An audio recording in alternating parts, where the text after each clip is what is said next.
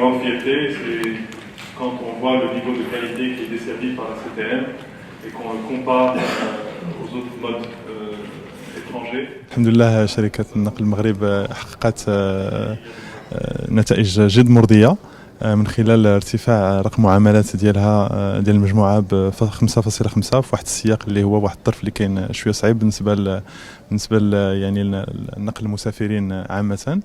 والحمد لله يعني حتى المنتوج الصافي يعني ارتفع ب 32.8%.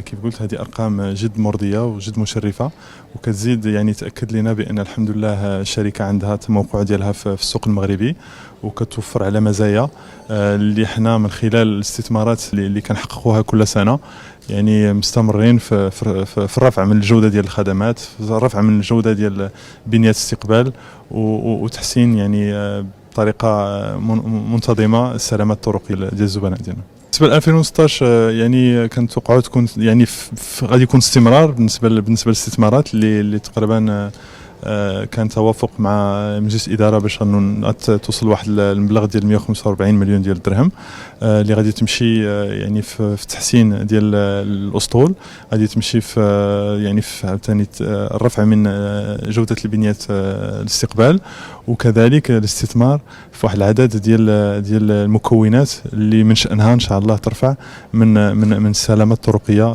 ديال الحافلات وديال الزبناء. Il y a beaucoup d'avantages à créer cette ligne-là. C'est beaucoup plus par sa symbolique. في نوفمبر 2013 يعني برعايه مع الحكومه المغربيه وقعت سي تي ام مع واحد العدد ديال الشركاء في موريتانيا وافريقيا على اتفاقيه ديال النقل الدولي. هذه الاتفاقيه كان خصها يتبعها واحد يعني واحد التاشيره ما بين من السلطات الموريتانيه اللي كان من خلالها غادي توفر لنا يعني الرخص الفعليه باش غادي نقدروا نستغلوا هذيك الخطوط اللي هابطه لموريتانيا والسنغال. الفكره كانت الاولى هي نخلقوا الخط دكار فاس باش نوفروا واحد الوسيله ديال النقل الاخوان اللي كيجيو تيجان يعني اللي كيجيو من دكار باش يوصلوا حتى لفاس اللي هما الزاويه التيجانيه اللي هما كيجيو في واحد الظروف اليوم شي شويه اللي ماشي هي ملائمه. فمع الاسف ما كانش رد من السلطات الموريتانيه، ما كانش يعني ما كانش تجاوب، الى الان حنا مازال كنتسناو يعني في التاشيره ديالهم باش يمكن لنا نستغلوا هذا الخط. حنا بالنسبه لنا هذاك خط عنده اهميه بالنسبه لنا اللي كتجاوز الارقام واللي كتجاوز يعني رقم معاملات.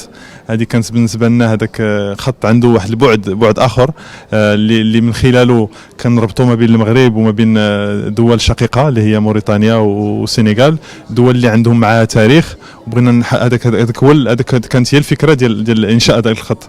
وكنتمناو يعني مازال متفائلين ان شاء الله باش يجي شي نهار اللي غادي يمكن لنا نفعلوه ونستطيعوا باش نشغلوا الخط ان شاء الله. كان مبرمج تقريبا واحد 4 ديال الرحلات اسبوعيه اللي كانت تقريبا، لان يعني كانت 2 لصوب موريتانيا و2 للسنغال، هذا في البدايه. وكان عاد كنا غادي نشوفوا من خلال التفاعل ديال الزبناء، ويعني عاد نشوفوا كيفاش يمكن لنا كان يرتفع هذاك العدد.